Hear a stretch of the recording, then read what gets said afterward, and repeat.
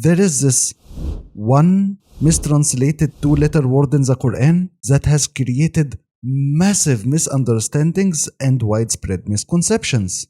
Like this atheist, for example. He's asking, how did Noah fit every animal on earth on the ark? Aren't there 1.6 million species of animals today? Did he fit a pair of each one of them on one wooden boat? You can't even fit them in a city. And the same mistranslated word let this other atheist say, how come the Quran is saying that Allah made everything in pairs, while clearly we can see bacteria reproducing by splitting down into two identical clones? There is no pairs there. And the same mistranslated word, by the way, is used by this hadith rejector, because he points out to this verse in the Quran that says that Allah revealed in the Quran an explanation to everything. And he says, why do we need the hadith then? All of them base their false arguments on the same mistranslated word, kul.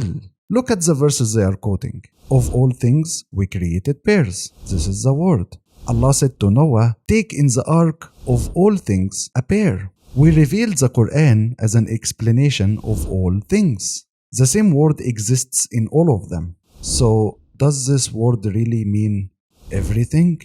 And what's this other word before it? Is there a difference between kul and min kul?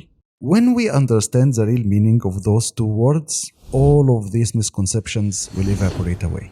Because the truth is, the word kul doesn't translate to everything in today's sense. And the word min before it is usually completely ignored in most English translations today. The reality is, if we apply their misunderstanding to any statement, it will sound completely ridiculous. For example, in Surah An-Nahl, Allah said that the Queen of Sheba has been given everything. أُوتِيَتْ مِنْ كُلِّ شَيْءٍ. Based on their understanding, she should have an iPhone and a cheese lover's pizza, right? But that doesn't make any sense. To really understand this word kul, we have to check the Tafsir. Because the Quran is not a book that we just found and we're trying to guess what it means. We actually got the meaning from the same people who gave us the book. And you can see here with your eyes that min kulli shay means صيغة مبالغة, an expression of intensity. It doesn't mean she literally owned everything in the universe like a MacBook Pro and a penguin. No. It simply means that Queen of Sheba owned a lot of things. That's it. The same, by the way, applies when Allah said that this Quran has of every example. What is this of every? Clearly, it doesn't mean it has every example in the universe. I can think of examples that don't exist in the Quran. It's an expression of intensity. It means it has a lot of examples. Or when Allah said to the bee, eat from every flower. The verse is not referring to those flowers on my desk. No. An expression of intensity refers to abundance rather than absolute, literal 100%. And by the way, the definitive, undeniable proof is in Surah Al-Ahqaf. When Allah sent the punishment to the people of Hud, He sent it in a form of wind that destroyed everything by the command of Allah. Here is the word, everything. But before I finish reading the verse, I will ask you, does this everything here means literally 100% everything is gone? Or is it just an expression of intensity? You tell me. I hope you guessed correctly, because when we continue reading the same verse, it clearly says that after the punishment was over, you can still see their homes. So the homes were clearly not included. So it doesn't mean 100%. And the second word that usually gets ignored in English translations for some reason, while it's very, very important, is this word, min. It is what we call tab'id, as in some of the whole, or part of the whole. To have a clear understanding of it, just read this verse in Surah Al-Baqarah. When Allah referred to those people, He said, some of them believed, some of them disbelieved. See, a part of the whole. O believers, give some of your money as charity. You will never be righteous unless you spend some of what you love, not all of it. So to summarize, this word kul is an expression of intensity. It means a lot. And the word min, which is before it, means part of this intensity. So when you put them together, it gives a weaker expression of intensity. If kul alone is like 90%, min kul refers to part of this 90%, not all of it. Some of you might say, but this is not how we use words like all things or everything in our culture today. And I totally agree. But the Quran wasn't revealed in your language. It was revealed specifically in the 7th century Arabic. And our job is to translate to understand, not translate to judge the language of the Arabs. Now that this is clear, let's address all of these anti-Islamic claims. Regarding the story of Noah. Unfortunately, some Muslims today think that the Islamic story of Noah is the same as the biblical one, which is absolutely not the case. They believe that somehow the flood of Noah was worldwide, and he literally gathered all of those 1.6 million species of animals on one wooden boat. Guys, this story is from the Bible. There is zero verses or hadith claiming that ever happened. Now someone might say, but I read this biblical story in an Islamic book one time. Or maybe I heard it from an Islamic scholar. And that's totally expected. There are many biblical stories in the Islamic books. Why? Because the Prophet, peace and blessing be upon him, said that it's not a sin to tell the tales of the people of the book. It's completely fine. However, there is a rule. He taught us that we neither believe them nor deny them. It's basically a story for fun. He ordered us to be completely neutral to these stories unless some of them contradict the words of Allah. And in our case today, the case of Noah, it actually contradicts what Allah said in Surah Al-A'raf. Those who drowned in the flood are those who disbelieved in the message of Noah. I want you to think about this exclusivity. Everyone who drowned initially met Noah, heard the message from him, understood it, and then purposely denied it. Meaning, the flood strictly affected those who lived in the area where Noah lived, or maybe traveled. So we're basically talking about 1 or 2 villages. We're talking about the people of Noah, who met him, who talked to him, who disbelieved in him, and then Allah drowned them, making them an example to humanity. According to Qatada in Tafsir al-Tabari, Allah drowned qawmahu. This Arabic word usually refers to your tribe or your neighbors that you previously knew. The same, by the way, in Tafsir al-Jalalain and in Tafsir Ibn Atiyah. Allah said, we sent Noah to his people, not to all humanity like Prophet Muhammad, peace and blessing be upon him. Warn your people before a painful punishment comes to who? Comes to them. In this verse, Allah clearly says that those who drowned are those who had been warned by the Prophet Noah. There is absolutely zero mention of destroying all humanity anywhere in the Quran or the Hadith. And after this localized flood was over, Allah said to Noah, get off the ark, you and those people with you, and for the others, we will allow them a brief enjoyment. Who are those others?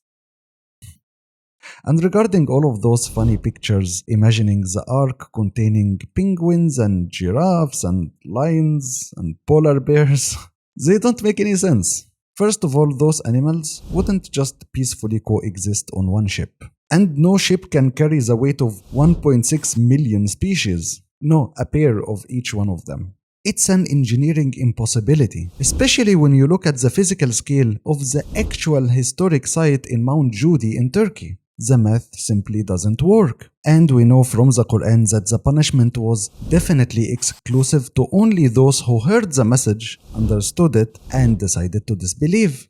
It's okay if you wanna tell biblical stories for fun, for kids or something, but you don't have to believe in it as if it's a fact, especially when it doesn't make any sense and contradicts the Quran.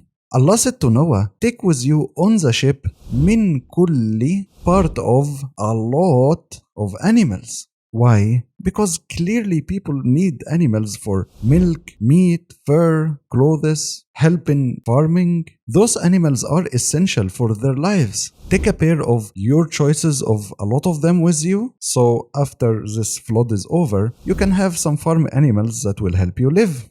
The biblical story turned the completely logical story of Prophet Noah, peace and blessing be upon him, into a story of a prophet who ignored giving da'wah to his people just to go to Australia to bring some kangaroos for his ship. And if you think about it, how did he reach the kangaroos in Australia before building the first ship in history? You don't have to believe in the biblical story that claims that God regretted creating humans and decided to get rid of all of them because his heart was deeply troubled, and then added to those humans all the animals and birds because, why not? You don't have to believe in the biblical story that claims that after the flood, God supposedly made a new covenant with people and made the rainbow to help him remember the covenant. Because without the rainbow, it will be hard for God to remember the covenant.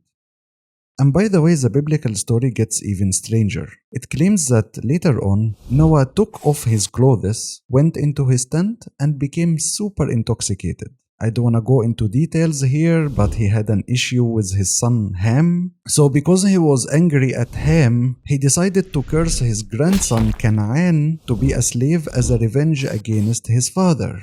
Yes, I also don't understand why did he curse the grandson to punish the son, but the problem is, this story had devastating real-world consequences. According to Alexander Crummell, the prominent 19th century academic and pastor, this specific verse about the curse of Noah to Canaan was used for centuries by the Christians to justify the historical oppression and subjugation of the African population. Can you see now why I am advising you against believing biblical stories? Before I refute the other two anti-Islamic claims, I want to thank our Patreons for making all of this research and quality production possible. And if you also want to fund the defense of our Ummah, you will find links below. Now that we established that Kull is an expression of intensity and Min refers to part of the whole, let's address the other claims. Here is the first verse the atheist was referring to. We created from water every living thing. But angels are not made from water, nor do they drink it, and they are living. Okay, what do you want me to say? Any kid in any Islamic school will tell you, yes, it makes sense, because kull is an expression of intensity, not exclusivity. The correct translation would be something like, we created the overwhelming majority of living things from water. Why? Because Allah already said that jinn were created from fire, not water, and also angels from light, not water. And the same, by the way, applies to this verse. It has both of the words we learned, min kull. Some of a lot of creatures are created in pairs. Definitely not all of them. We didn't wait for you to discover bacteria. We already know that angels have no genders. And regarding the Hadith rejectors, when they read this verse, in their head, they really wanted to understand it as if it says the Quran explains literally 100% of everything. But this understanding doesn't work. For example, there is no explanation in the Quran on how to make this video's thumbnail using Photoshop. There is no Adobe Premiere tutorials. Clearly, your understanding is wrong. And this misunderstanding might happen when we project the English language onto the 7th century Arabic. So instead, let's just apply the real knowledge we acquired today. We revealed the Quran as an explanation of a lot of things that the disbelievers are asking within the context of religion, not Photoshop. And who said that Allah only revealed the Quran to the Prophet, peace and blessing be upon him? From where did you get this idea? Allah actually revealed two things, not only one. This verse is explicitly saying that. Here is one revelation, and here is the second. Also here, 1, 2, and the same here. He sent a messenger reciting to them his revelations, plural. And those revelations are, number 1, the book or the Quran, and number 2, there is something else called the wisdom. It's actually wild. Trinitarians try to convince us all the time that 3 equals 1, and you will find Hadith rejectors now trying to convince you that those two, the two separate revelations, equal 1. The math fails every single time. I'm really struggling in this channel with people who can't add. May Allah guide you and me and protect both of us from our own ego and desires. We will create a full series about Hadith rejectors very soon. Subscribe so you won't miss it. And if you heard some preachers online claiming that Muslims are idol worshippers just because they supposedly worship the Kaaba and Blackstone, you have to check out this video. Don't forget to help our message spread through your engagement, and you'll find the link to support below. جزاكم الله خيرا. السلام عليكم.